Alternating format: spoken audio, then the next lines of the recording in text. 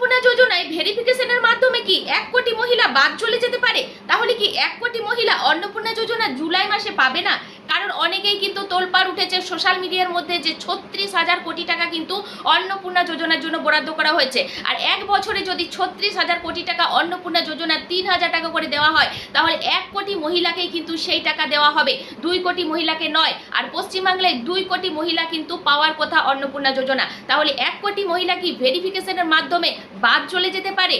কি বলছে সরকার? তো চলুন পুরো বিষয়টা আজকে বুঝিয়ে বলবো।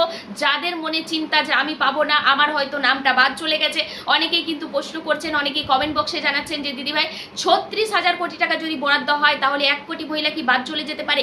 অনেকেই কিন্তু আমার ভিডিওর মধ্যে কমেন্ট করেছেন। তো প্রত্যেকের প্রশ্নের উত্তর আজকে নিয়ে চলে এসেছি। যারা ইউটিউব থেকে দেখছেন চ্যানেলটাকে সাবস্ক্রাইব করবেন, যারা ফেসবুক থেকে দেখছেন ফলো করে যুক্ত থাকবেন।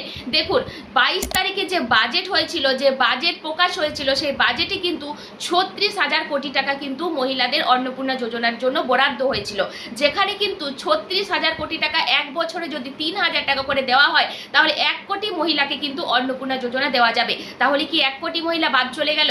দেখুন এটা হচ্ছে 2026-এ 22 তারিখে বাজেট প্রকাশ হলো। এই বছরে 2026-এ মাত্র আর 6টা থেকে 7টা মাস বাকি আছে। তাহলে 2027 আবারও চলে আসবে। সেক্ষেত্রে কিন্তু বাজেট আবারও তৈরি হবে জানুয়ারি কি ফেব্রুয়ারি মাসে। সেই জন্য আপনাদেরকে বলবো আতঙ্কিত হবেন না, টেনশন করবেন না। কারণ 36,000 কোটিটা কিন্তু এই 5-6 মাস যেটা বাকি আছে 2026-এ, সেই মাসগুলোতেই কিন্তু দেওয়া হবে। আর এই মাসগুলোতে যদি 36,000 কোটি টাকা 6 মাস বা 7 মাসে দেওয়া হয় তবে কিন্তু 2 কোটি মহিলাই পাবে।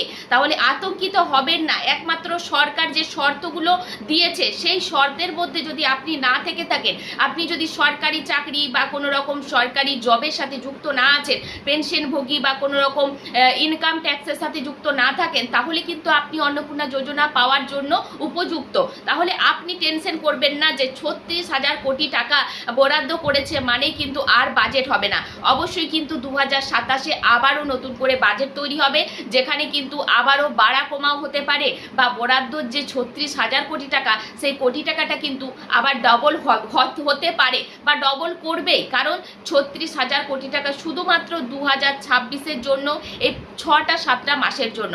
আর আপনারা হিসাব করে দেখবেন এই 6টা-7টা মাসে কিন্তু 36,000 কোটি টাকা 2 কোটি মহিলাকে দেওয়া যাবে। তাই যারা এখনো পর্যন্ত ফর্ম ফিল আপ করছেন, আতঙ্কিত না হয়ে সঠিকভাবে ফর্ম ফিল আপ করুন। কারণ ঘরে ঘরে কিন্তু ভেরিফিকেশন আসছে।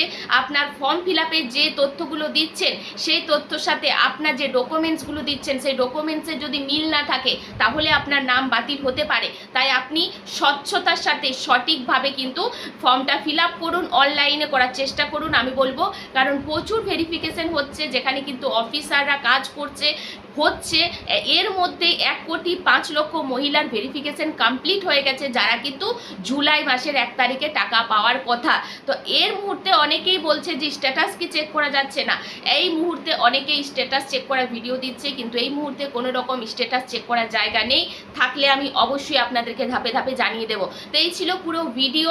তাই আতঙ্কিত হবেন না, সবাই পাবেন অন্নপূর্ণা যোজনা, যারা যোগ্য প্রত্যেক মহিলারাই পাবেন।